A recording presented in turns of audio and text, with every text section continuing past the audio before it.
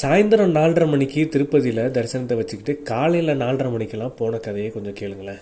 நானும் என் ஃப்ரெண்டும் ஹொசூர்லேருந்து கிளம்பி ஒரு நாள் ஆச்சு. திருப்பதியில் வந்து பத்மாவதி தாயார் கோவில், கோவிந்தராஜர் கோவில், காளஹஸ்தி கோவில்னு 3 கோவிலை சுற்றி பார்த்துட்டு அடுத்தபடியாக திருமலையை நோக்கி நாங்கள் பஸ் ஏறி புறப்பட்டுட்டாங்க. இவ்வளவு அதிகாலையிலேயே வந்ததுக்கு காரணம் பார்த்தீங்கன்னா, திருமலையில் பெருமாள் மட்டும் இல்லை, அவரோட சேர்த்து இங்க விசிட் பண்ண 8 பிளேசஸ் இருக்கு. அதாவது சிலாத்தோரணம், ஆகாச கங்கம், பாப விநாசம், ஸ்ரீவாரி பாதாளு அப்படின்ற சில இடங்கள் வந்து இருக்கு.